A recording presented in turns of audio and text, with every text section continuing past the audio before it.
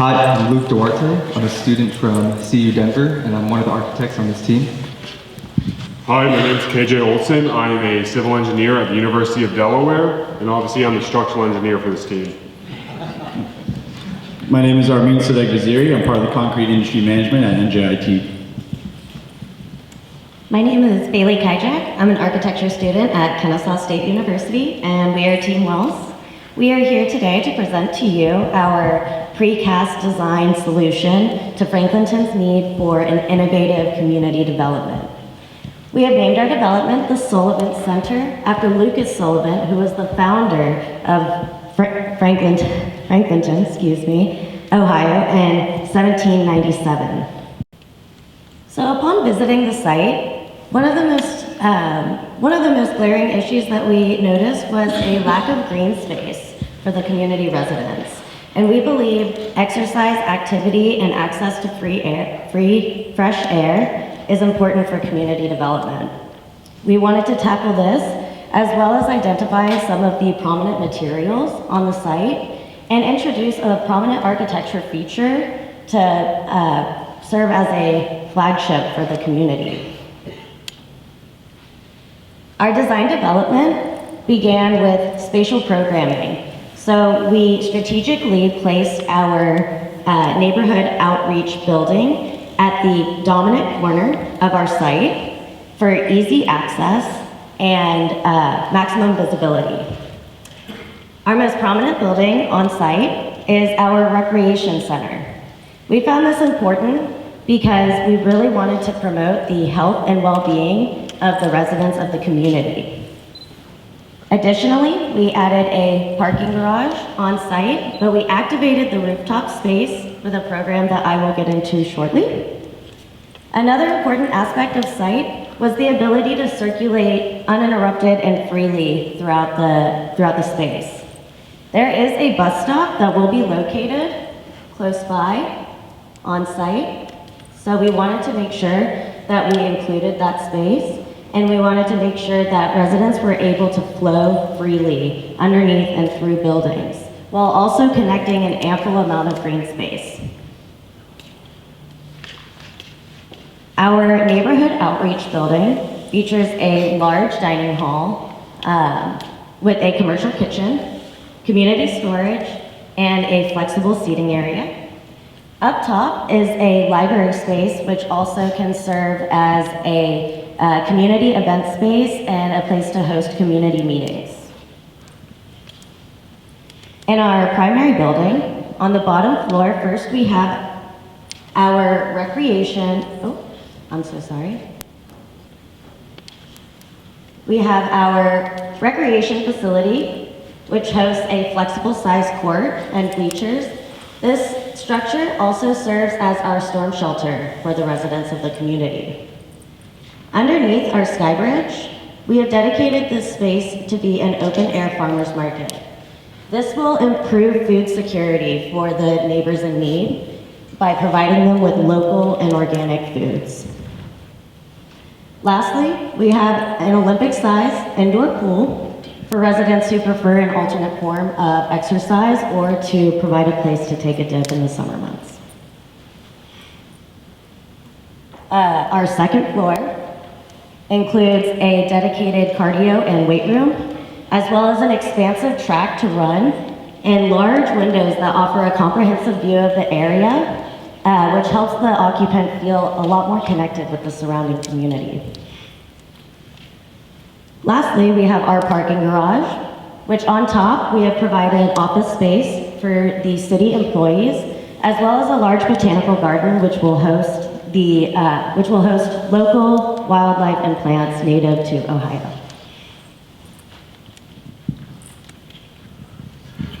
For our structural design aspect of our building, we wanted to mostly focus on this large sky bridge that acts as an overhang area for covered green space and open use space. So to start with, one of our biggest considerations was safety. Now, this is a massive overhang area. We want to make sure that the residents of Franklinton have a safe place, so if any adverse weather does come, we're not going to be having a building fall or anything like that. So to start with, just for a reference of scale, we're looking at about a 15-foot clear span underneath this building in the sky bridge, and about 150 feet long, about 68 feet wide. So this is a very large open space that people can, like Bailey said, use for a farmer's market. If there is light rain condition, they can still be outside, but have it covered outside the weather. And to go with the general design, like most other precast structures, we went with a double T for our floor and roofing system, going to inverse T's, down at our columns, and finally down at the ground. One of our big considerations is we have a large area that we're trying to keep as open as possible, keep columns out so people can fill this space much better.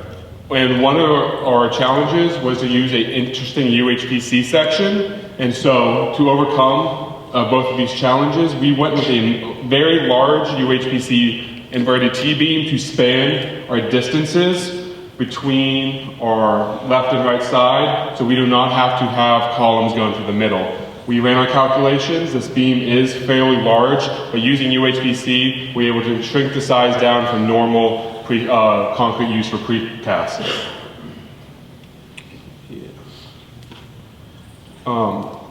So to go along with the UHPC, we wanted to make sure all our loads were good. This is a large section to go from the roof down, because this is an active floor space. So we're looking at about 100 PSF in the interior, and each of those beams has about a tributary area of 3,400 square feet. So that's one of the reasons we went with UHPC as well. And so when we were out on the show floor, I was really looking for some interesting connections and other bearing capacities, because some of our sections have gotten quite big. And with our parking garage shown before, we are going down subgrade a bit. So that's why we went with the quick corbel system from ALP. So we're able to lower our T-beams effectively down without much intrusion from a haunch on our walls. And for our UHPC section from JVI, we talked with them and the Capilon bearing pad, so we can have a much higher strength bearing pad and still be able to support everything properly. And to go with panels and T-beams, we have the master cord and the stealth connectors.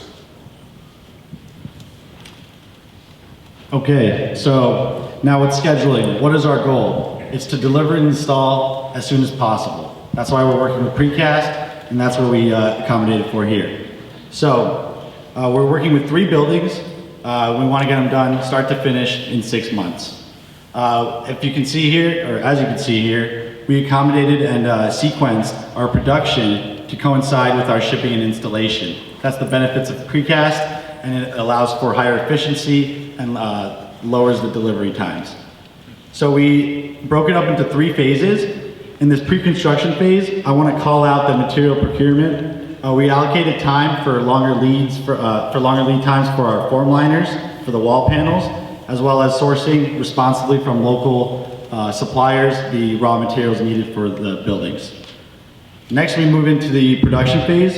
You can see a lot of overlap here. It's because we want to maximize the efficiency of our production yard, have our crews always working, and once a form frees up for one building, we can use that same form for the other buildings. So something I want to call out, I know everyone is familiar with Precast, but the benefit of Precast is that we got control of the environment that we are casting the concrete in. So that allows for high quality, control on the quality, as well as consistent products. So this is great for us because it's cost savings. It's also great for the community because of the life cycle of the buildings. And finally, we have shipping and installation. This is a shorter, obviously it's shorter because precast installation, the whole point is that that's quick. We can get started as we're still producing at the yard. And again, this total here is about 6 months. So we're shipping on flatbed trucks, and then we're at the site, we're using mobile crane to install the structures. And then real quick, talk about some concrete mix designs. So for our production yard, we're going to be using 4 different mix designs. KJ already talked about the ultra-high performing concrete, which we're using on specific columns and beams.